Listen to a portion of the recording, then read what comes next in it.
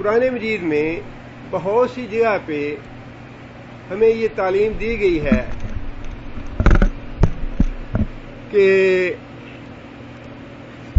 کن کن باتوں پہ کم از کم، ویسے تو ہر بات پہ ہی اللہ کا شکر ادا کرنا چاہیے، لیکن قرآن مجید میں بعض جگہ پہ خاص مواقع ہیں جن پہ اللہ تعالیٰ نے یہ حکم دیا ہے کہ الحمدللہ کہہ کے اللہ کا شکر ادا کرو۔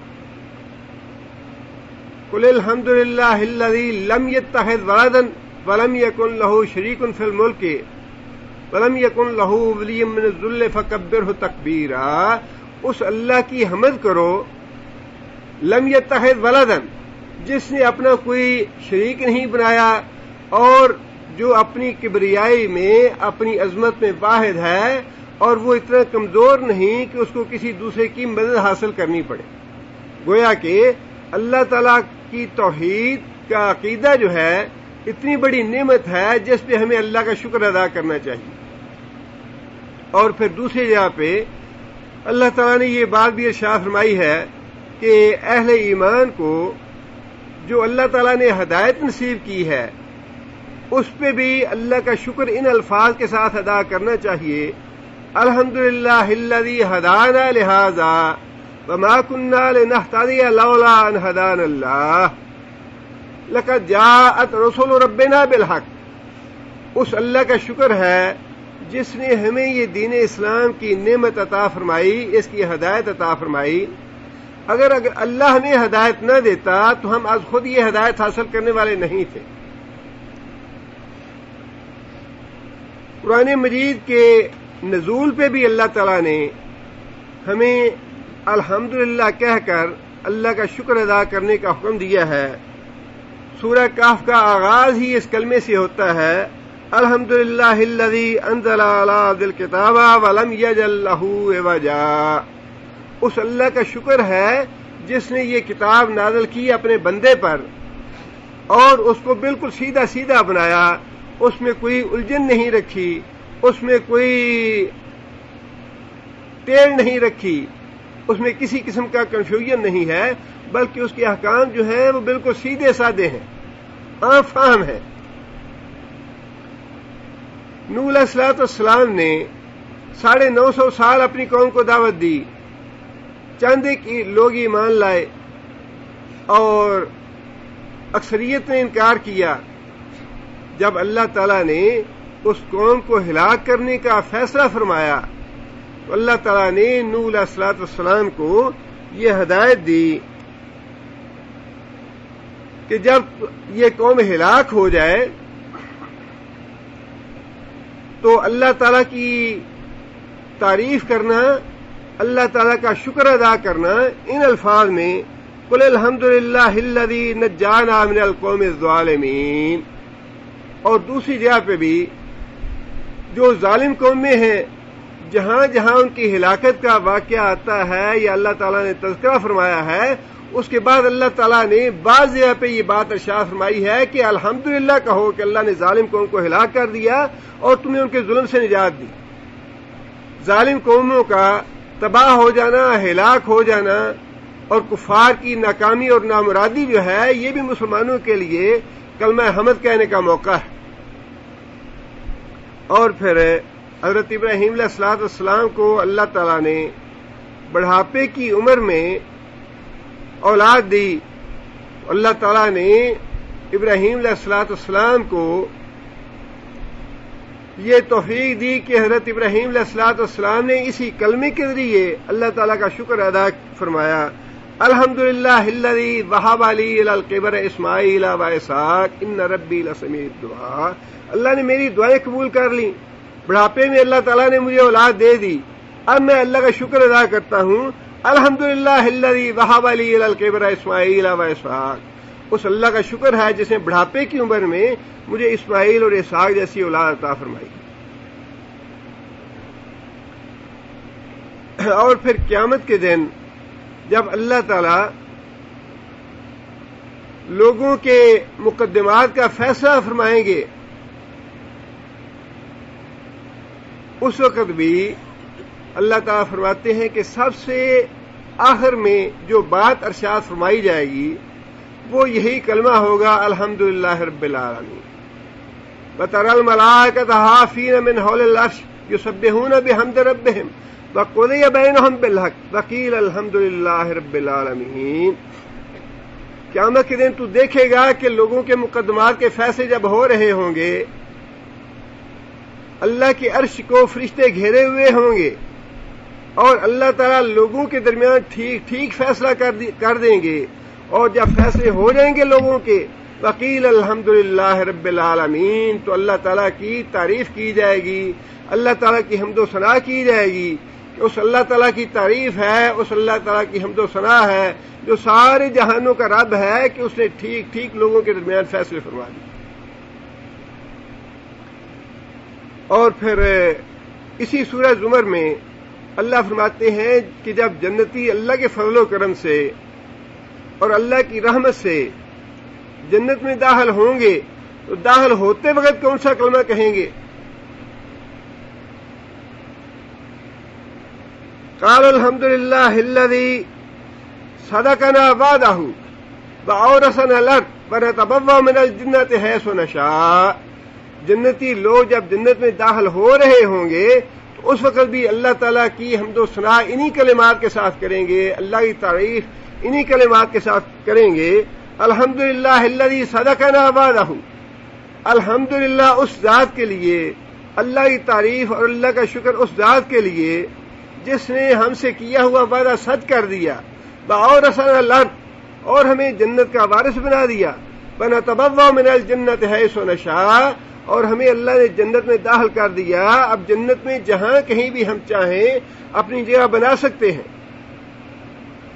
گویا فیصلوں کے بعد بھی اللہ تعالیٰ کی تعریف کی جائے گی کہ اللہ تعالیٰ نے کسی پہ ظلم نہیں کیا، کسی کے ساتھ زیادتی نہیں کی، الحمدللہ رب العالمین۔ اور جب جنتی لوگ جنت میں داخل ہوں گے تو خوشی کے ساتھ اللہ تعالیٰ کی تعریف اور حمد و ثنا انہی کلمات کے ساتھ کریں گے، الحمدللہ الذی صدقنا وعدہ۔ اور پھر قرآن مجید میں یہ بات بھی بتائی گئی کہ جب جنتی لوگ جنت میں داخل ہو جائیں گے اور ان سے خوف اور وحشت دور ہو جائے گی، اللہ کے عذاب کی، اللہ کے پکڑ کی، اللہ کی ناراضی کی، تو جنت میں داخل ہونے کے بعد بھی جنتی لوگ اسی کلمے کے ساتھ اللہ کا شکر ادا کریں گے، الحمدللہ الذی اذھب عنا الحزن ان ربنا لغفور شکور۔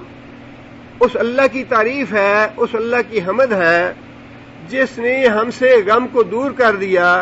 ہمارا رب یقیناً بخشنے والا ہے اور قدردان ہے۔ گویا جنت میں جانے کے بعد بھی سب سے پہلا کلمہ اللہ کے شکر ادا کرنے کے لیے یہی ہوگا، الحمدللہ۔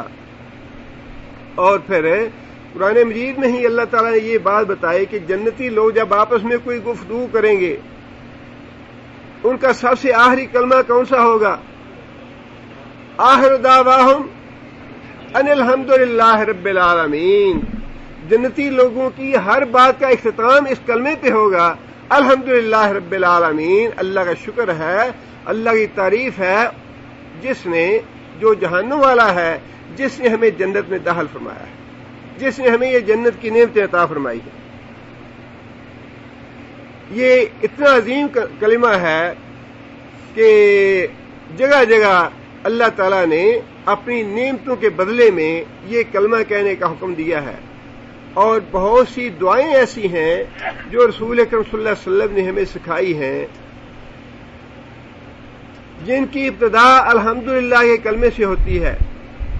فرمایا کھانا کھانے کے بعد یہ دعا پڑھو، الحمدللہ الذی اطعمنی وراکنی غیر حول منی ولا قوہ۔ اس اللہ کا شکر ہے، اس اللہ کی حمد ہے جس نے ہمیں کھانا عطا کیا، پینا عطا کیا، ہماری اس پہ کوئی طاقت یا زور نہیں لگا۔ اصل میں اس کلمے کی جو فکر ہے یا سوچ ہے وہ یہ ہے کہ ہر چیز اللہ تعالیٰ کی طرف سے ہے، خواہ کتنی ہی بڑی کوئی ایجاد کیوں نہ کر لے انسان، بڑی ہی حیرت انگیز ایجاد کیوں نہ ہو، در حقیقت وہ اللہ ہی کا شکر ہے، اس لیے کہ جس آدمی نے اس چیز کو ایجاد کیا اس کو ذہانت کس نے دی، اس کو عقل کس نے دی، اس کو سوچ کس نے دی، اس کے اسباب اور وسائل کس نے مہیا کیے؟ جو دنیا کی بہترین سے بہترین بڑی سے بڑی ایجاد ہے وہ بھی در حقیقت محتاج ہے اللہ کی حمد و ثنا کی، کسی آدمی کی تعریف نہیں ہے۔ ہاں جی فلاں نے بڑی اچھی ایجاد کر دی، فلاں نے بڑا اچھا کام کر دیا، فلاں نے بڑا فائدہ پہنچایا انسانیت کو۔ حقیقت میں دیکھا جائے تو وہ ساری کی ساری تعریف کا اصل جو منبع اور مرکز ہے وہ تو اللہ کی ذات ہے۔ علم دینے والا اللہ کی ذات، ٹیکنالوجی دینے والی اللہ کی ذات، سوچ دینے والی اللہ کی ذات، ذہن دینے والی اللہ کی ذات، صحت دینے والی اللہ کی ذات، اسباب اور وسائل مہیا کرنے والی اللہ کی ذات، لہذا کسی انسان کا کوئی کمال نہیں ہے۔ دین کے معاملے میں انسان کوئی کتنا بھی بڑا کام کیوں نہ کر لے، کوئی بچہ قرآن میں حفظ کیوں نہ کر لے، بچے کا کمال نہیں ہے، نہ یہ استاد کا کمال ہے، بلکہ الحمدللہ اس ذات کے لیے ہے جس نے یہ عقل دیا، یہ شعور دی، اتنا حافظہ دے دیا، اتنی صحت دی، اتنی توفیق دی، اتنا وقت دیا، اتنی مہلت دی، احمد تو اس ذات کے لیے۔ لہذا در حقیقت جو بھی کوئی تعریف کا کام ہے، جو بھی کوئی اچھا کام ہے دنیا کا، ہاں اس کا تعلق دنیا سے ہے یا دین سے ہے، اس کی حمد اور ثنا کا اصل مرکز اور منبع جو ہے وہ اللہ ہی کی ذات ہے۔ رسول اکرم صلی اللہ علیہ وسلم جب بھی خطبے کی ابتدا فرماتے، لوگوں سے کوئی بات کہنا چاہتے تو ہر خطبے کی ابتدا میں یہی کلمہ ارشاد فرماتے، ان الحمدللہ یا الحمدللہ نستعینہ ونستغفرہ ونؤمن بہ۔ اور پھر کلام کرنے کا اور خاص طور پہ دعا کرنے کا طریقہ اور ادب بھی یہی ہے کہ جس سے کچھ مانگنا ہے، جس سے دعا کرنی ہے، جس سے ہم کلام ہونا ہے، پہلے اس کی حمد و ثنا کی جائے، پہلے اس کی نعمتوں کا اعتراف کیا جائے، پہلے اس کے احسانات کا اعتراف کیا جائے، اور پھر جو بھی بات کہنی ہے وہ بات کہی جائے۔ چھینک آنے پہ فرمایا کہ الحمدللہ کہنا چاہیے، اس لیے کہ چھینک آنا جو ہے یہ بیماریوں کو دور کرنے والی چیز ہے۔ جو دماغ میں یا سر میں بیماری والے بخارات ہیں وہ خارج ہوتے ہیں اس سے، لہذا فرمایا کہ اس پہ بھی اللہ کا شکر ادا کرو۔ اور نیا کپڑا پہننے پہ فرمایا الحمدللہ الذی کسانی ما اواری بہی و عورتی بہ، اس اللہ کا احسان ہے جس نے مجھے یہ کپڑا پہننے کو دیا اور جس نے میرے شرم کے حصوں کو ڈھانپا اس کپڑے کے ذریعے سے۔ کپڑے پہنتے ہوئے بھی اللہ کا شکر ادا کرو۔ اور فرمایا کہ جب انسان سو کے اٹھے اس وقت بھی اللہ کا شکر ادا کرے، الحمدللہ الذی احیانا بعد ما اماتنا والیہ النشور، اس اللہ کا شکر ادا کرو جس نے نیند کے بعد یا مرنے کے بعد تمہیں دوبارہ مہلت دے دی عمل کرنے کے لیے، دوبارہ زندگی عطا فرما دی۔ نیند جو ہے یہ موت ہے۔ کتنے لوگ ایسے ہیں رات کو سوتے ہیں لیکن اللہ تعالیٰ ان کی روح نیند میں ہی قبض کر لیتے ہیں، ان کو اٹھنا نصیب نہیں ہوتا۔ فرمایا کہ جب اٹھنا نصیب ہو جائے صبح کے وقت تمہیں تو سب سے پہلے اللہ کی حمد و ثنا کرو، اللہ کی تعریف کرو، اللہ کا شکر ادا کرو، الحمدللہ الذی احیانا بعد ما اماتنا والیہ النشور۔ اور اس کے بعد دوسرا کلمہ یہ فرمایا کہ حمد و ثنا کس کے لیے ہے، حمد و ثنا صرف اللہ کے لیے کیوں ہے؟ اس کا پہلا سبب تو یہ بتایا رب العالمین، اس لیے کہ اللہ جو ہے وہ سارے جہانوں کا پالنہار ہے۔ رب العالمین پالنہار ہے۔ رب کہتے ہیں، رب کا لفظ جو ہے یہ اللہ تعالیٰ نے والدین کے لیے بھی استعمال فرمایا ہے۔ رب ارحمہما کما ربیانی صغیرا، یا اللہ میرے والدین پہ رحم فرما، کما ربیانی صغیرا، جس طرح انہوں نے بچپن میں میری پرورش کی۔ اب پالنہار کا لفظ بولتے ہوئے ذہن میں عام طور پہ بات یہی آتی ہے کہ جو رزق دینے والا ہے، حالانکہ رب کے معنوں میں یا پالنہار کے معنوں میں یا اس کے مفہوم میں صرف ایک رزق دینے کی صفت نہیں ہے. اس کا اندازہ آپ والدین کی تربیت سے لگا لیں. جب بچہ چھوٹا ہوتا ہے تو کیا ماں باپ صرف اس کو کھانے پینے کی چیز مہیا کرتے ہیں؟ بچے کی جو ربوبیت ہے اس میں تو ساری چیزیں شامل ہیں. بچے کو ماں نے دودھ بھی پلانا ہے، بچے کی نیند کا خیال بھی رکھنا ہے، بچے کے جانے کا خیال بھی رکھنا ہے، بچے کی بیماری کا خیال بھی رکھنا ہے، بچے کی صحت کا خیال بھی رکھنا ہے، بچے کے کپڑوں کا خیال بھی رکھنا ہے، بچوں کے بستر کا خیال بھی رکھنا ہے، بچوں کے لیے آب و ہوا کا، موسم کا، پانی کا، گرمی کا، سردی کا، رات کا، دن کا، ہر چیز کا خیال رکھنا ہے. جیسے ہی بچہ ذرا بڑا ہوتا ہے تو پھر جیسے جیسے اس بچے کی ضروریات بڑھتی جائیں گی ویسے ویسے والدین اس کی ضروریات پہ توجہ دیتے جائیں گے. اب بچہ بات کرنے کے قابل ہو گیا، اب بچے کو پڑھائی لکھائی سکھانی ہے.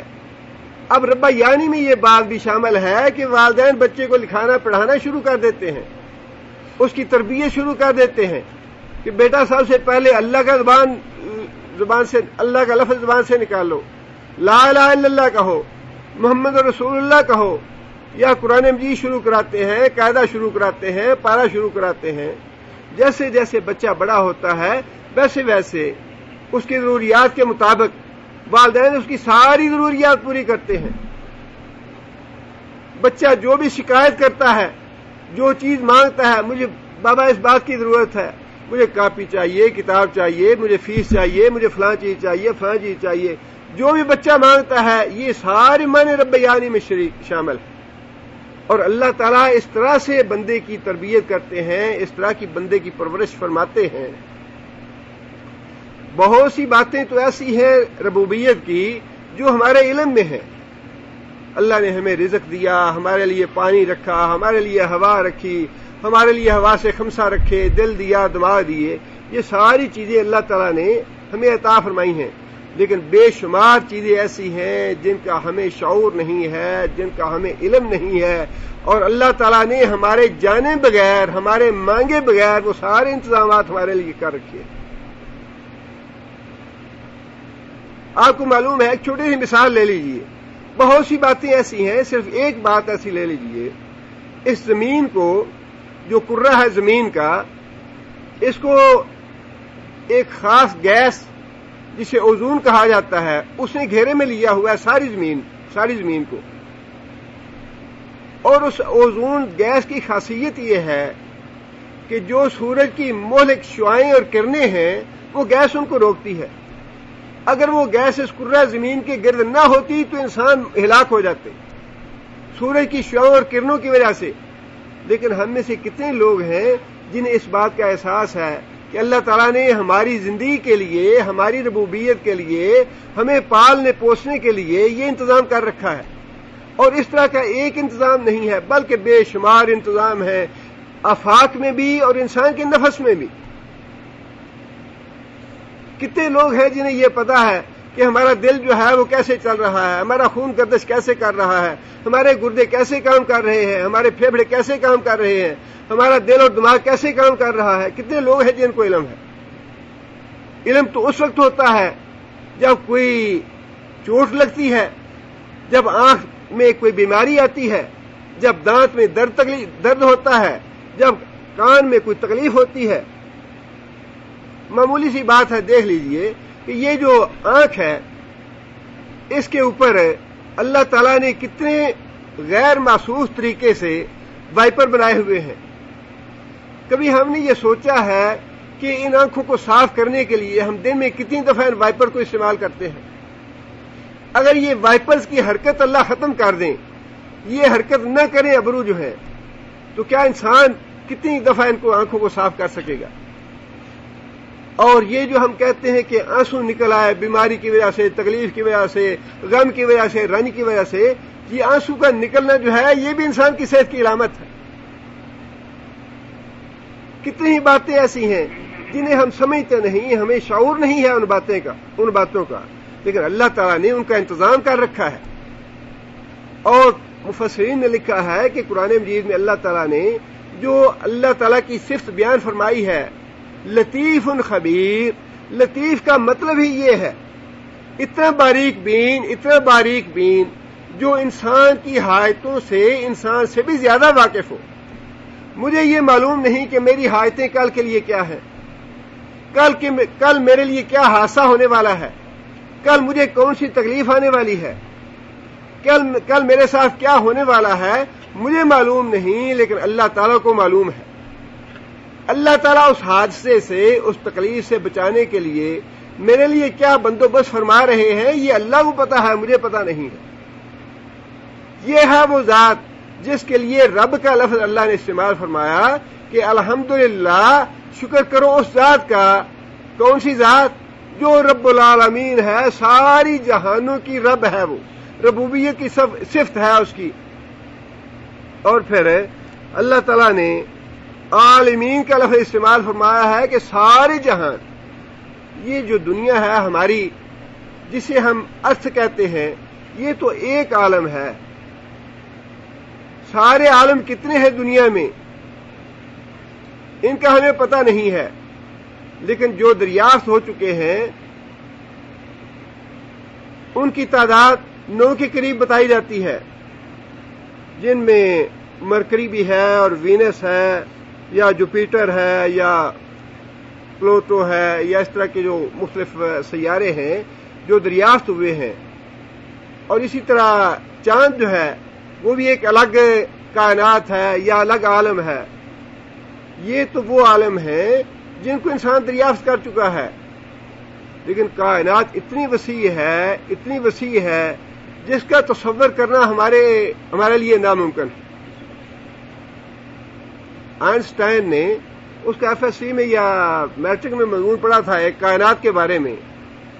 یہ ساری انسان کی اپنے گمان ہیں, حقائق نہیں ہیں, لیکن انسان کا اپنا گمان یہ ہے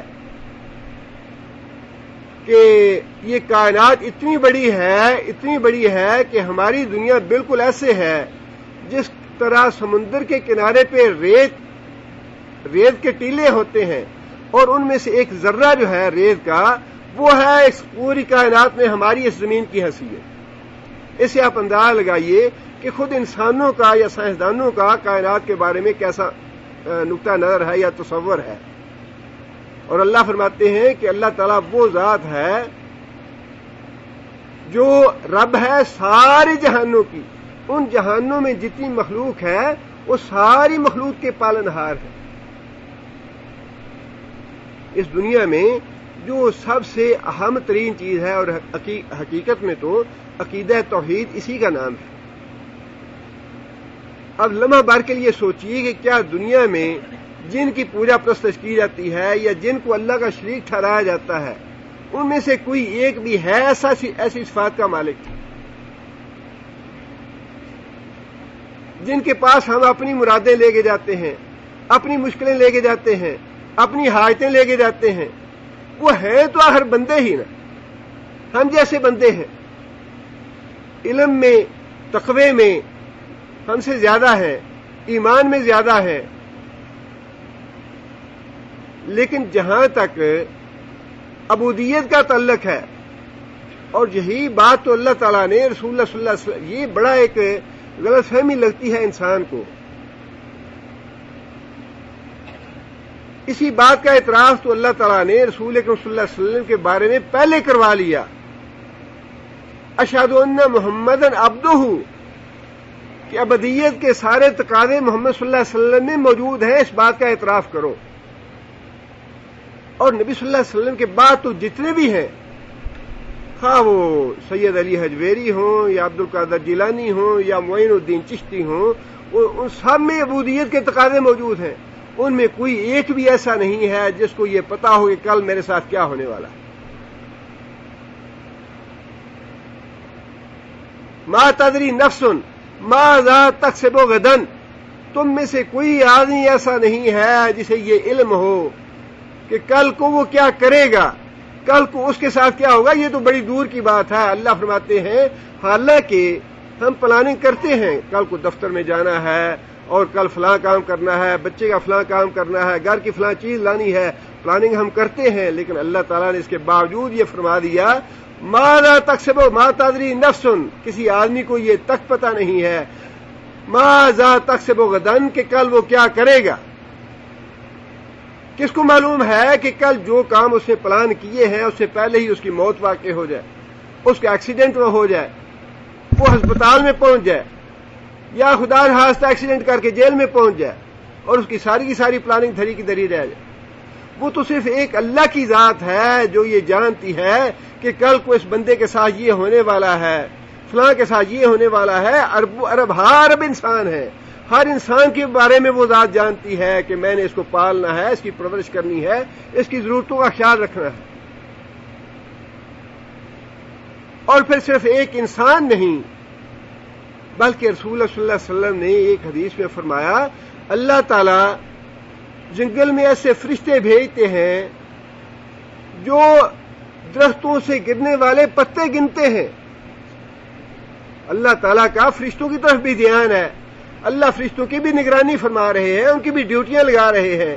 تمہاری ڈیوٹی جنگل میں ہے، تمہاری صحرا میں ہے، تمہاری سمندر میں ہے، تمہاری دریا میں ہے، تمہاری فضا میں ہے، تمہاری بستیوں میں ہے. اللہ ان کی بھی ڈیوٹیاں لگا رہے ہیں. اور پھر صرف انسان اور فرشتے نہیں، جنات بھی ہماری طرح کی مخلوق ہیں، اللہ ان کی بھی رب ہے.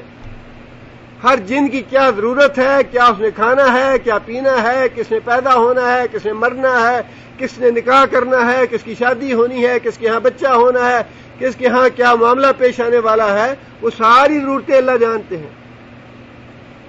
اور پھر فضا کی مخلوق ہے، پرندے ہیں، ہر پرندے کے بارے میں اللہ تعالیٰ ذاتی طور پہ جانتے ہیں کہ اس کی کیا ضرورت ہے. یہی تو رب ہونا ہے. کروڑ ہاں کروڑ نہیں، ارب ہاں ارب پرندے ہیں فضا میں. کوئی اڑ رہا ہے، کوئی دانے چگ رہا ہے، کوئی بیٹھا ہوا ہے، کوئی چل رہا ہے. اللہ تعالیٰ ہر ایک سے واقف ہے، ہر ایک کی ضرورت کو جانتے ہیں، ہر ایک کی نگرانی فرما رہے ہیں. اور پھر سمندر میں ایک مخلوق نہیں ہے، کروڑ ہاں کروڑ اور ارب ہاں ارب قسم کی مخلوق ہے. اللہ تعالیٰ اس مخلوق کے بھی رب ہے. حضرت سلیمان علیہ السلام کو اللہ تعالیٰ نے جانوروں کی بولیاں سکھا دی تھیں، خاص معجزہ تھا ان کے لیے. ایک روز ایک مچھلی کہنے لگی کہ سلیمان علیہ السلام نے مچھلی سے یہ بات کہی کہ آج تمہارے کھانے کا بندوبست میں کروں گا. اور حضرت سلیمان علیہ السلام آپ کو معلوم ہے کہ جنات بھی تابع تھے حضرت سلیمان علیہ السلام کے. مچھلی کہنے لگی کہ سلیمان تم یہ کام نہیں کر سکتے، تم میری دعوت نہ کرو. سلیمان علیہ السلام کہنے لگی کہ ایک مچھلی تو ہے، اس کی دعوت کرنا کون سا مشکل کام ہے. کہنے لگی کہ آج تم باہر سے نہ کھانا کچھ بھی، آج میں تمہارا انتظام کروں گا کھانے پینے کا. کہنے لگی ٹھیک ہے.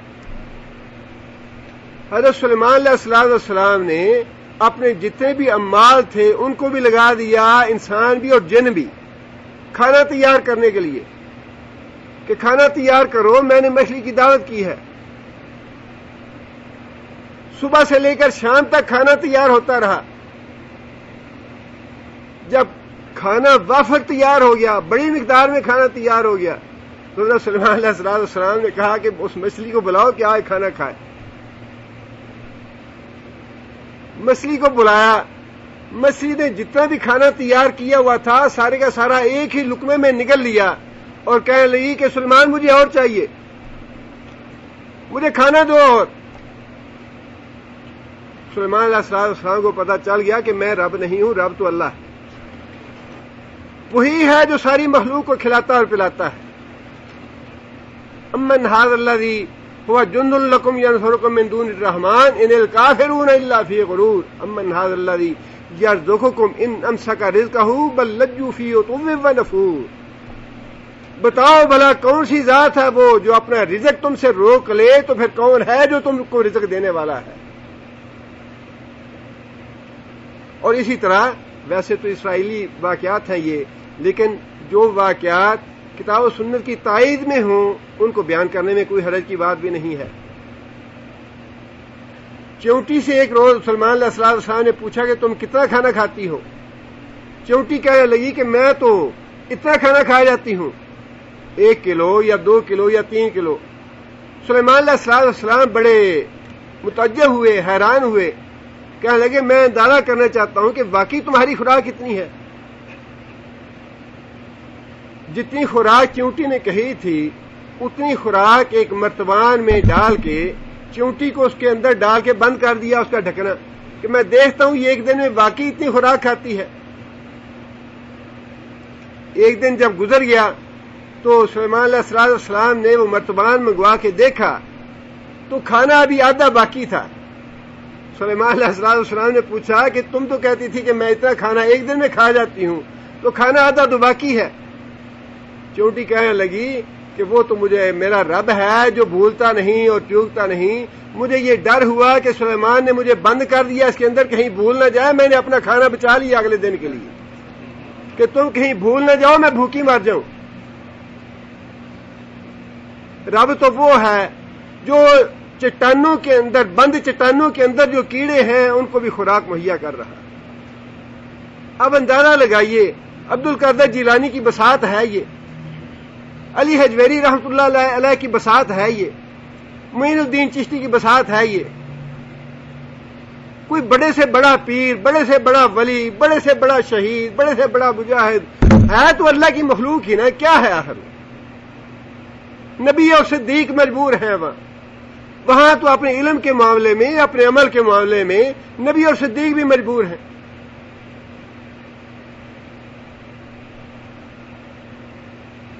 لہذا الحمدللہ کہنے کے بعد جو بہت بڑی دلیل ہے یہ رب العالمین والی، کیوں شکر ادا کیا جائے صرف اللہ کا؟ معین الدین چشتی کا شکر کیوں نہ کریں؟ عبد القادر جیلانی کا شکریہ ادا کیوں نہ کریں؟ یا اس کی نظریں نیازیں کیوں نہ دیں؟ یا علی حجویری کے دربار پہ جا کے چڑھاوے کیوں نہ چڑھائیں؟ یا ان کے نام کی قربانی کیوں نہ دیں؟ اس لیے کہ وہ رب نہیں ہیں ہمارے، وہ تو خود مخلوق ہیں اور اللہ کی ربوبیت کے محتاج ہیں وہ سارے۔ رب العالمین صرف اللہ کی ذات ہے اور اللہ کی ذات واحد ہے اپنی ربوبیت میں۔ اللہم انی اسألک بأنک انت اللہ لا الہ الا انت الاحد الصمد الذی لم یلد ولم یولد ولم یکن لہ کفوا احد۔ یا اللہ میں تیرے سے تو اسے مانگتا اس لیے ہوں، تیرے آگے ہاتھ اس لیے پھیلاتا ہوں، تیرے سامنے اپنی مشکلیں بیان اس لیے کرتا ہوں، تیرے سامنے اپنی حاجتیں اور مرادیں اس لیے رکھتا ہوں۔ انت اللہ لا الہ الا انت الاحد، یا اللہ تو اپنی ذات میں، اپنی صفات میں، اپنے سارے اختیارات میں واحد ہے، تیرا کوئی شریک نہیں، تیرا تو جیسا کوئی نہیں۔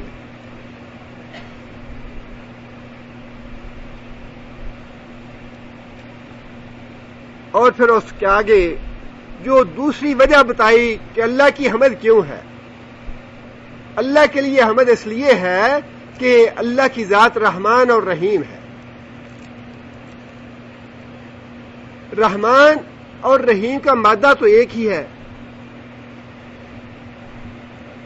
اللہ تعالیٰ اتنی اپنی ذات پہ، اپنی مخلوق پہ مہربان ہیں، اتنی اپنے مخلوق پہ مہربان ہیں کہ اس مہربانی کا اظہار ایک کلمے سے ہو نہیں پایا، ایک کلمے سے اس کا اظہار نہیں ہو سکتا یا نہیں ہو پایا، لہذا اللہ تعالیٰ نے ایک ہی جگہ پہ ایک ہی معنی کے 2 الفاظ استعمال فرمائے۔ وہ رحمان بھی ہے، رحیم بھی ہے۔ یہ بالکل ایسا ہے جیسے ہم کسی بات میں کوئی بڑا مبالغہ پیدا کرنا چاہیں اور بڑی زور پیدا کرنا چاہیں اس بات میں، کسی کی تعریف کریں تو ہم کہتے ہیں جی فلاں آدمی جو ہے وہ بڑا سخی ہے۔ اب بات تو یہی کہنا چاہتے ہیں کہ وہ لوگوں کے ساتھ بڑا مہربان ہے اور بڑا لوگوں کو دیتا ہے، لوگوں پہ مہربان ہوتا ہے، لیکن ہم کہتے ہیں نہیں جی بڑا سخی داتا ہے۔ سخی داتا کا لفظ اس لیے استعمال کرتے ہیں کہ ایک لفظ سے وہ مفہوم ادا نہیں ہو پاتا جو ہم اپنی ضمیر سے ادا کرنا چاہتے ہیں۔ ایک آدمی بڑا خوبصورت ہے، بڑا اچھے رنگ کا ہے، ہم کہتے ہیں جی فلاں آدمی بڑا گورا اور چٹا ہے، گورا بھی کہتے ہیں پھر چٹے کا اضافہ کرتے ہیں، حالانکہ معنی تو ایک ہی ہے، اگر گورا کہیں تو معنی تو ایک ہی ہے، لیکن چٹا کہہ کے اس میں ہم اور بھی زیادہ تاکید اور زور اور پکی بات کرتے ہیں کہ ہاں واقعی ایسا۔ رحمان اور رحیم دو لفظ اللہ نے استعمال فرمائے، لیکن علماء نے ان دونوں لفظوں میں فرق یہ کیا ہے، رحمان کی صفت اللہ تعالیٰ کی وہ صفت ہے جس صفت کی وجہ سے اللہ تعالیٰ مسلمانوں کو اور کافروں کو سب کو بلا امتیاز اپنی نعمتوں سے سرفراز فرما رہے ہیں۔ بلا امتیاز اللہ تعالیٰ سب کو اپنی نعمتیں دے رہے ہیں، کافروں پہ بھی، کافروں کو بھی اور مسلمانوں کو بھی، اور یہ بڑا ہی مشکل کام۔ آپ کے 4 بچے ہیں، 5 بچے ہیں، 6 بیٹے ہیں، آپ کو معلوم ہے کہ فلاں بچہ میرا بڑا فرما بردار ہے، قدرتی طور پہ انسان کا رجحان اس بچے کی طرف زیادہ ہو جاتا ہے، اس سے قدرتی طور پہ ہمدردی زیادہ ہو جاتی ہے۔ باپ تو 5 یا 6 کا ایک ہی ہے، وہ ماں تو سب کی ایک ہے وہ، لیکن اس کے باوجود انسان عملاً فرق نہ بھی کرے، ذہن میں بھی یہ فرق ضرور موجود رہتا ہے کہ فلاں بچہ اچھا ہے، اس پہ میں نے زیادہ توجہ دینی ہے، یہ زیادہ لائق اور فائق ہے۔ لیکن یہ صفت بڑی حیران کن ہے، انسان اس کے بارے میں ساری اللہ کی صفتیں ایسی ہیں، رب کی صفت بھی ایسی ہے، انسان تصور نہیں کر سکتا۔ رحمان کی صفت بھی ایسی ہے کہ سارے کافر مل کے اللہ کو گالیاں دینے والے، رسول اکرم صلی اللہ علیہ وسلم کی توہین کرنے والے، نبی صلی اللہ علیہ وسلم کو گالیاں دینے والے، قرآن کو بیت الخلاء میں رکھنے والے اور قرآن مجید کے لیے برن ڈے منانے والے کہ فلاں دن کو چرچ میں قرآن مجید کو لا کے جلایا جائے گا، اللہ کی توہین، اللہ کو گالیاں، قرآن کی توہین، قرآن کو گالیاں، محمد صلی اللہ علیہ وسلم کی توہین، محمد صلی اللہ علیہ وسلم کو گالیاں، اور پھر شریعت اسلامیہ کی مخالفت، مسلمانوں کی مخالفت، قتل و غارت اور خون ریزی، جسے انسان سن کے انسان کا خون کھولنے لگتا ہے، ایسی ایسی باتیں، ایسے ایسے تانے، ایسی ایسی گالیاں اور ایسے ایسے بکواس، لیکن اس کے باوجود اللہ فرماتے ہیں کہ میں رحمان ہوں۔ اللہ تعالیٰ چاہیں تو ایک جھٹکے میں سب کا دماغ درست کر سکتے ہیں، ایک ہی جھٹکے میں سب کا دماغ درست ہو سکتا ہے، لیکن اللہ تعالیٰ کی ذات جو ہے وہ رحمان ہے۔ اللہ تعالیٰ نے قرآن مجید میں بار بار یہ بات ارشاد فرمائی کہ میں نے فلاں کو ہلاک کیا، فلاں کو تباہ کیا، فلاں کو برباد کیا، تم ہوش میں آ جاؤ، تمہیں بھی کر سکتا ہوں ایسے۔ لیکن جہاں کہیں بھی اللہ نے یہ وارننگ دی ہے، اس کے بعد فوراً یہ فرمایا هو الغفور الرحیم، کہ لوگوں وہ ایسا کرتا ہے اس لیے نہیں کہ وہ غفور اور رحیم ہے۔ علماء نے جو فرق بتایا ہے رحمان اور رحیم کا وہ یہ ہے، رحمان الدنیا، رحمان اللہ کی وہ صفت ہے جس میں اللہ تعالیٰ کی ذات دنیا میں فاسقوں، فائروں، نیکوں، پرہیزگاروں، کافروں، مشرکوں سب کو اپنی نعمتوں سے نواز رہا ہے۔ یہ اللہ تعالیٰ کی صفت ہے رحمان کی۔ اور رحیم کی وہ صفت ہے جس صفت کی وجہ سے اللہ تعالیٰ قیامت کے دن صرف مسلمانوں پہ رحم فرمائیں گے، قیامت کے دن اللہ تعالیٰ کافروں پہ رحم نہیں فرمائیں گے۔ قیامت کے دن کافر اور مشرک، فاسق، فاجر، یہودی، عیسائی، ہندو، جتنے بھی غیر مسلم ہیں وہ سارے کے سارے قیامت کے دن اللہ کی رحمت سے محروم رہیں۔ قیامت کے دن کی رحمت جو ہے وہ صرف مسلمانوں کے لیے ہوگی، کلمہ پڑھنے والوں کے لیے ہوگی۔ ایک حدیث میں واقعہ آتا ہے، صحابہ کرام کہیں سفر پہ جا رہے تھے اور راستے میں ایک جگہ پہ پڑاؤ کیا رسول اکرم صلی اللہ علیہ وسلم نے۔ ایک خاتون آئی قافلے کے پاس اور آ کے پوچھنے لگی کہ تم لوگ کون ہو؟ صحابہ نے بتایا کہ ہم مسلمان ہیں۔ اس عورت نے پوچھا کہ محمد صلی اللہ علیہ وسلم جو اللہ کے رسول ہیں وہ کہاں ہیں؟ صحابہ کرام نے بتایا کہ یہ ہے محمد صلی اللہ علیہ وسلم ہے. عورت کہنے لگی کہ اے محمد صلی اللہ علیہ وسلم، میں روٹیاں پکانے کا کام کرتی ہوں، میرا پیشہ ہے، میں روٹیاں لگا کے لوگوں کو دیتی ہوں، اور میں جب روٹیاں لگانے کے لیے بیٹھتی ہوں تو یہ بچہ میری گود میں ہوتا ہے. جب میں روٹی لگانے لگتی ہوں تنور کے اندر تو میں تو اپنے بچے کو گود سے نکال کے الگ کر دیتی ہوں کہ میرے بچے کو آگ کی حرارت اور آگ کی گرمی نہ پہنچے، آگ کی تکلیف نہ پہنچے میرے بچے کو. اور جب روٹی لگا لیتی ہوں تو اپنی محبت کی وجہ سے بچے کو پھر گود میں لے لیتی ہوں. رسول اکرم صلی اللہ علیہ وسلم نے اس عورت کی گفتگو سنی، اور اتنی مدلل جو گفتگو اس نے کی تھی اس وجہ سے نبی صلی اللہ علیہ وسلم کے آنسو مبارک نکلا. حدیث میں ہے کہ جب نبی صلی اللہ علیہ وسلم نے اپنا چہرہ مبارک اوپر اٹھایا تو نبی صلی اللہ علیہ وسلم کے آنسو بہ رہے تھے. یہ بات سن کے نبی صلی اللہ علیہ وسلم نے فرمایا کہ ہاں، اللہ تعالیٰ واقعی ماں سے بھی زیادہ محبت کرنے والا ہے. اللہ تعالیٰ کسی بھی انسان کو آگ میں نہیں ڈالیں گے سوائے اس انسان کے جو بڑا ہی اللہ کے مقابلے میں سرکش ہے اور لا الہ الا اللہ کہنے سے انکار کرتا ہے. فرمایا اللہ تعالیٰ صرف اس انسان کو جہنم میں ڈالیں گے جو لا الہ الا اللہ کہنے سے انکار کرے گا اور جو اللہ کے مقابلے میں بڑا سرکش ہے. نبی صلی اللہ علیہ وسلم نے اللہ تعالیٰ کی رحمت کی وضاحت کرتے ہوئے یہ بات ارشاد فرمائی ہے کہ اللہ تعالیٰ کی رحمت کے 100 درجے ہیں، اور اللہ تعالیٰ نے 100 درجوں میں سے ایک درجہ دنیا میں بھیجا ہے، اور اس ایک درجے کے نتیجے میں ماں اپنے بچے سے محبت کرتی ہے، بیٹا اپنے بھائی سے محبت کرتا ہے، بیٹا اپنے باپ سے محبت کرتا ہے، دوست اپنے دوست سے محبت کرتا ہے، بہن اپنی بہن سے محبت کرتی ہے، شوہر اپنی بیوی سے محبت کرتا ہے، بیوی اپنے شوہر سے محبت کرتی ہے. دنیا میں محبت کے جتنے بھی مظاہر ہیں وہ سارے کے سارے اللہ تعالیٰ کی ایک محبت کے درجے کے نتیجے میں ہیں، اور 99 درجے اللہ تعالیٰ نے اپنے پاس رکھے ہیں جو اللہ تعالیٰ قیامت کے دن مسلمانوں پہ استعمال کریں گے. جو اللہ تعالیٰ نے 99 درجے اپنی رحمت کے اسلام لانے والوں کے لیے مسلمانوں کے لیے محفوظ کر رکھے ہیں. اس سے آپ اندازہ لگائیے کہ اللہ تعالیٰ کی رحمت جو ہے وہ کس قدر بے حد و حساب ہے. نبی صلی اللہ علیہ وسلم نے ایک حدیث میں یہ بات ارشاد فرمائی ہے، انسان جب کوئی نیک عمل کرنے کا ارادہ کرتا ہے اللہ تعالیٰ اس کے نامہ اعمال میں ایک نیکی لکھ دیتے ہیں.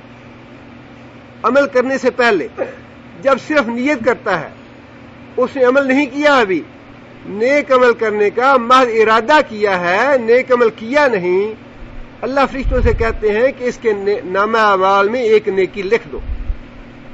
اور یہ سراسر اللہ کی رحمت ہے، اللہ کا فضل اور اللہ کرم ہے کہ ارادہ کر لیا کہ میں نے اپنے بیٹے کو قرآن کی حفظ کرانا ہے. اللہ فرماتے ہیں کہ اس کے نامہ اعمال میں ایک نیکی لکھ دو. ارادہ کر لیا میں نے حج کرنا ہے یا عمرہ کرنا ہے یا صدقہ خیرات کرنا ہے یا فلاں ایک کام کرنا ہے، اس کے نامہ اعمال میں ایک نیکی لکھ دی جاتی ہے. اور فرمایا کہ جب انسان وہ نیک عمل کر لیتا ہے اللہ تعالیٰ فرشتوں سے فرماتے ہیں کہ 10 گنا سے لے کر 700 گنا تک کے درمیان اس کا اجر و ثواب لکھ دو، اس کے ایمان کے مطابق، اس کے تقوی کے مطابق، اس کے خلوص کے مطابق. جیسا اس کا ایمان اور تقوی اور نیت اور خلوص ہوتا ہے اس کے مطابق 10 گنا سے لے کر 700 گنا تک اس کا اجر و ثواب لکھ دیا ہے. آپ اندازہ فرمائیں کہ اللہ تعالیٰ کی رحمت کا ہے کوئی حد و حساب. حرم کے علاوہ اللہ نے فرما رکھا ہے کہ ایک نماز پڑھو گے تو 10 نمازوں کا ثواب دوں گا، 5 نمازیں پڑھو گے تو 50 نمازوں کا ثواب دوں گا. اور اس کے بعد یہ بھی فرما دیا کہ جو آدمی حرم میں جا کے نماز پڑھے گا ایک نماز کا 1,00,000 کا ثواب. اور جو اللہ تعالیٰ نے ایک کو 10 بنانا ہے اس حساب سے بتائیے کہ حرم میں جا کے ایک نماز پڑھنے کا ثواب کتنا ہوگا. 1 رکعت پڑھیں گے تو 10 لاکھ رکعتوں کا ثواب مل جائے. اس کے مقابلے میں نبی صلی اللہ علیہ وسلم نے فرمایا کہ جب انسان کوئی برائی کا ارادہ کرتا ہے، برا کام کرنے کی نیت کرتا ہے، اللہ تعالیٰ فرشتوں سے فرماتے ہیں کہ اس کے نامہ اعمال میں برائی نہ لکھنا. اللہ تعالیٰ اس کو فرشتوں کو برائی لکھنے سے روک دیتے ہیں. کیوں روکتے ہیں؟ اس لیے روکتے ہیں کہ شاید میرا بندہ یہ کام کرنے سے باز آ جائے، شاید یہ میرا بندہ عمل نہ کرے اس نیت پہ، شاید اس نیت سے یہ توبہ کر لے، استغفار کر لے. لہذا نبی صلی اللہ علیہ وسلم نے فرمایا کہ اللہ تعالیٰ فرشتوں کو روک دیتے ہیں اس کی برائی لکھنے سے، اور جب انسان فی الواقعی وہ برائی کر گزرتا ہے تو نبی صلی اللہ علیہ وسلم نے فرمایا کہ اس کے نامہ اعمال میں ایک برائی لکھی جاتی، برائی نہیں بڑھائی جاتی، لیکن نیکی کا اجر و ثواب جو ہے وہ 10 گنا سے لے کر 700 گنا تک بڑھا دیا جاتا ہے. یہ ہے وہ رحمان اور رحیم ذات.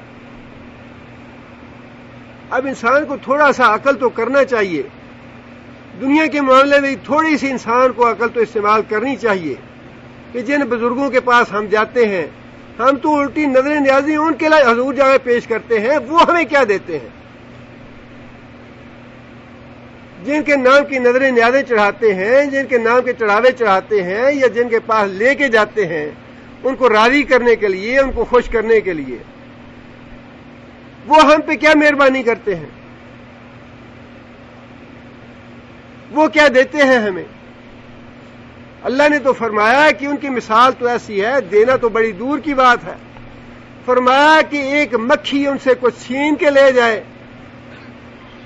ہاں کوئی بڑا ہی کتنا بڑا پیر کیوں نہ ہو، بڑا ولی کیوں نہ ہو، بڑا کوئی پہنچا ہوا کیوں نہ ہو، بڑا بزرگ کیوں نہ ہو، اس مثال سے بزرگوں کی گستاخی نہیں ہے. مثال تو اللہ نے دی ہے، ہماری تو مثال نہیں ہے. فرمایا کہ ان کا حال یہ ہے، ان بزرگوں کا، ان ولیوں کا، ان پیروں کا، ان حاجت روا اور مشکل کشاؤں کا حال یہ ہے کہ مکھی جیسی ضعیف مخلوق ان سے کچھ چھین کے لے جائے. مکھی کتنا چھینے گی ان سے؟ کوئی 2 کلو کا برتن چھین کے لے جائے گی، یا کھانا چھین کے لے جائے گی 10 کلو ان سے، یا کوئی ان کے نوٹ چھین کے لے جائے گی.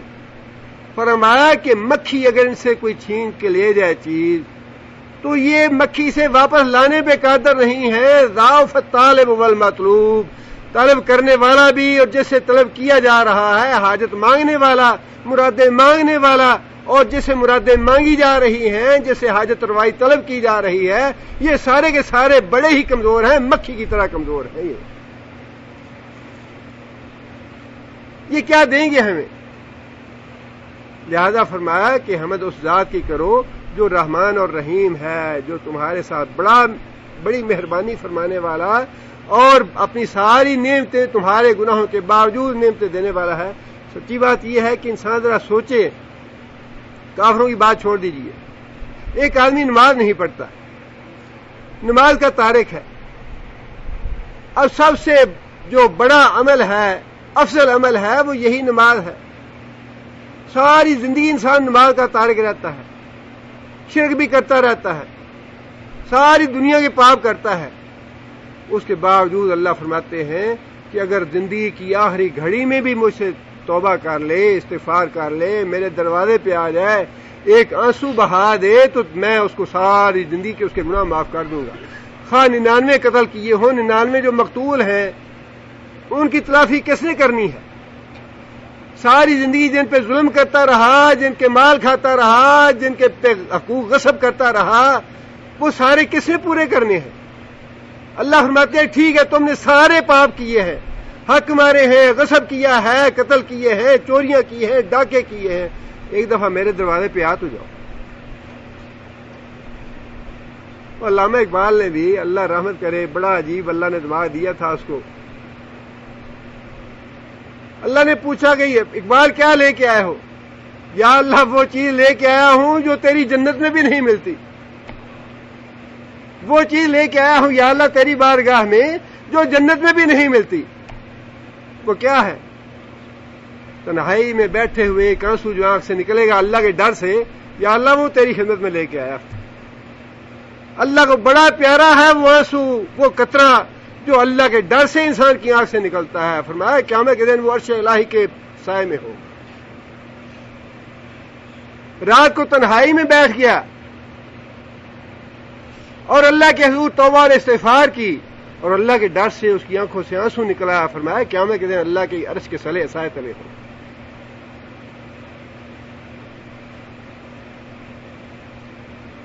فرمایا کہ تعریف کرو اس ذات کی جو تمہاری پرورش کے سارے انتظام کرنے والا ہے اور پھر تم پہ بڑا ہی رحمان اور رحیم ہے. اتنے رحمان اور رحیم تو ماں باپ بھی نہیں ہوتے.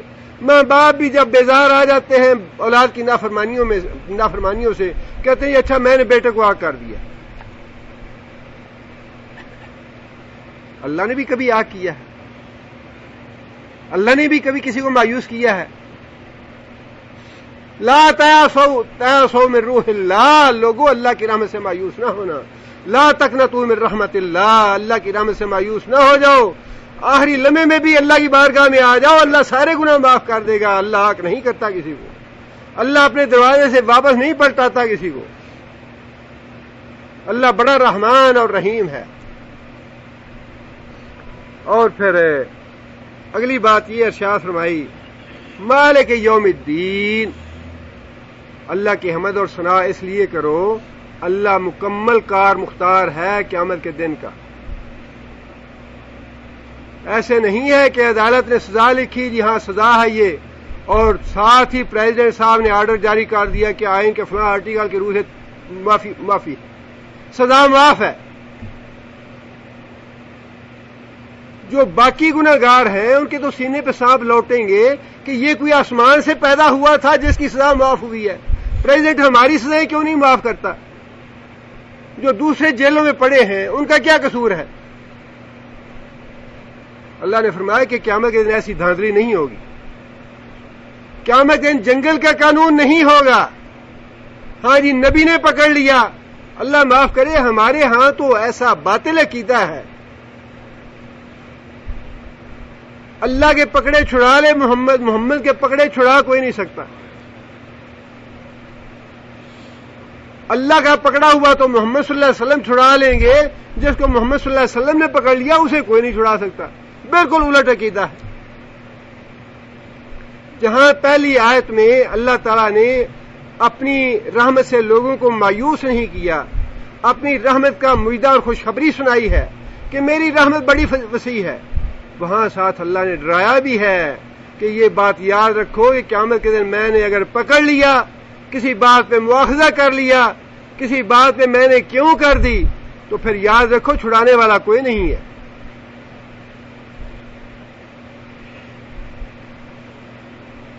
رسول اکرم صلی اللہ علیہ وسلم نے خود یہ بات ارشاد فرمائی.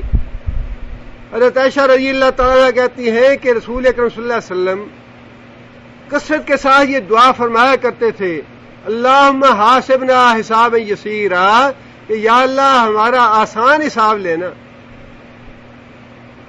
حضرت عائشہ نے پوچھا یا رسول اللہ یہ کس لیے؟ نبی صلی اللہ علیہ وسلم نے فرمایا کہ آسان حساب یہ ہے اللہ تعالیٰ قیامت کے دن لوگوں کے نامہ اعمال دیکھے بھی اور ان کو بتا بھی دے کہ لوگوں تم نے یہ گناہ کیے تھے، اور ان گناہوں کو دکھانے کے بعد اللہ تعالیٰ سوال نہ کرے کہ تم نے یہ کام کیوں کیے تھے. لیکن جس آدمی سے اللہ نے سوال کر لیا من نوکش الحساب فقد ہلاک، جس آدمی کے نامہ اعمال پہ اللہ نے جرا شروع کر دی، جس آدمی کے نامہ اعمال کے بارے میں اللہ نے سوال کر لیا کہ تم نے اپنی بیوی کا یہ حق کیوں نہیں دیا تھا، فقد ہلاک، وہ ہلاک ہو گیا.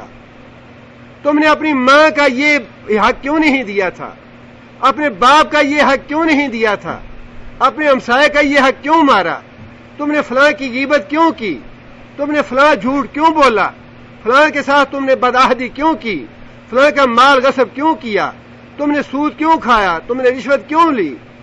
فرمایا کہ ہے انسان نامہ اعمال میں برائیاں بھی ہوں گی، گناہ بھی ہوں گے، نیکیاں بھی ہوں گی، سب کچھ ملا جلا ہوگا، سارے کے سارے انسان ہیں، سارے کے سارے خطا کار ہیں. لیکن جس نے اللہ کے حضور توبہ کر لی، استغفار کرتا رہا، اللہ سے ڈرتا رہا، اور قیامت کے دن کا خوف اس کے دل میں رہا، فرمایا اس کو بھی اس کی برائیاں تو دکھائی جائیں گی، بتایا جائے گا اس کا نامہ اعمال، لیکن اللہ تعالیٰ اس سے حساب نہیں لیں گے، اس پہ جرا نہیں کریں گے، اس سے کیوں نہیں پوچھیں گے کہ میں نے تم نے یہ مال دیا تھا، تم نے یہ مال کس کس جگہ پہ کیوں خرچ کیا، فلاں جگہ خرچ کیوں کیا۔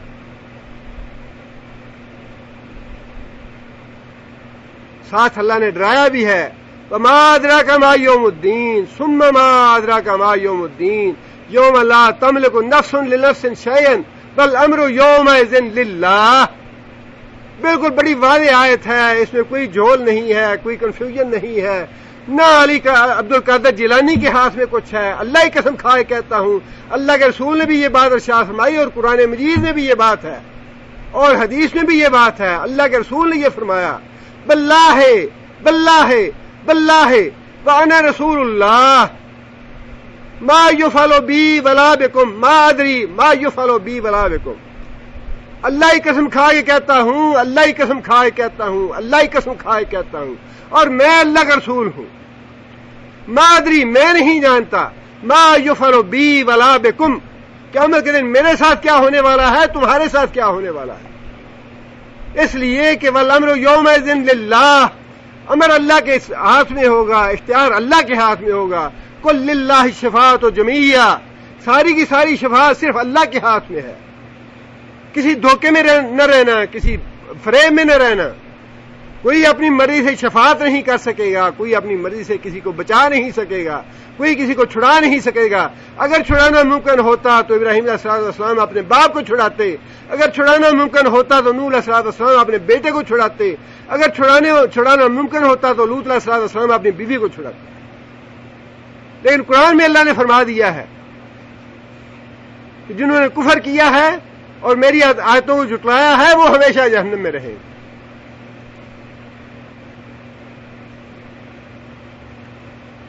اور اللہ تعالیٰ نے یہ تیسرا سبب بتایا ہے مالک یوم الدین کا، کہ شکر کرو اللہ کا کہ قیامت کے دن تم پہ رحم تو ہوگا، تمہارا کوئی حق غصب نہیں ہوگا۔ کمپٹیشن ہوتا ہے جی، اینٹری ٹیسٹ ہو رہے ہیں، فلاں ٹیسٹ ہو رہے ہیں، فلاں ہو رہا ہے، انٹرویو وغیرہ ہوتے ہیں، لیکن ہوتے وہ ہیں جن کی سفارشیں ہوتی ہیں، حق مارے جاتے ہیں۔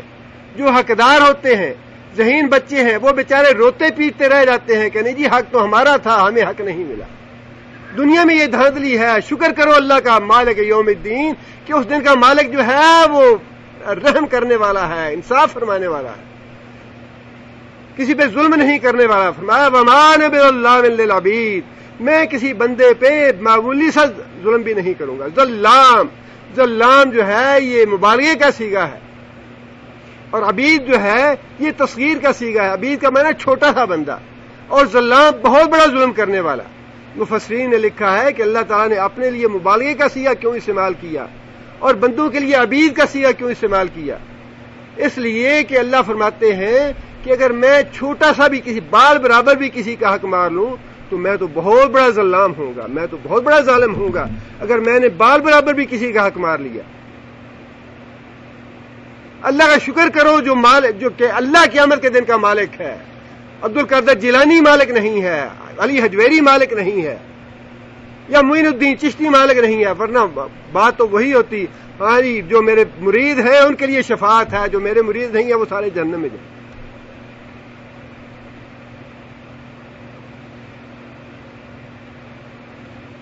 ہاں جی جنہوں نے میرے لیے کیا ہے، یا جو میرے دوست ہیں، یا جو میری چار یاری، اللہ معاف کرے چار یاری کا لفظ استعمال نہیں کرنا چاہیے، ان کے لیے تو معافی ہی معافی ہے، خواہ وہ قتل کریں یا ڈاکے ڈالیں یا بیت المال لوٹ کے کھا جائیں، سب کی معافی ہے۔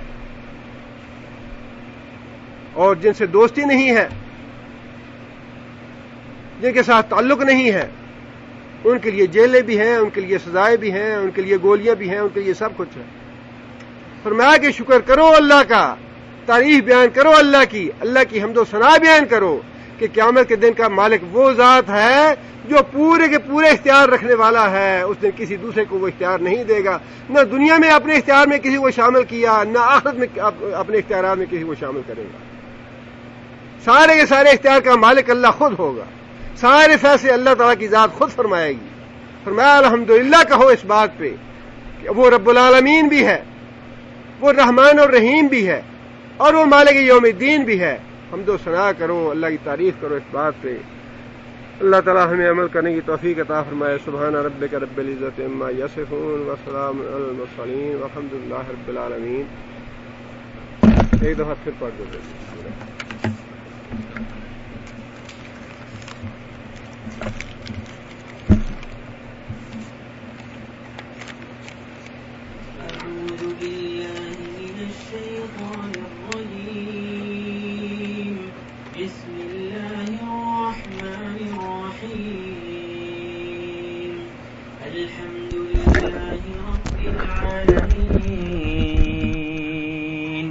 الرحمن الرحيم مالك يوم الدين إياك نعبد وإياك نستعين اهدنا الصراط المستقيم صراط الذين أنعمت عليهم غير المغضوب عليهم ولا الضالين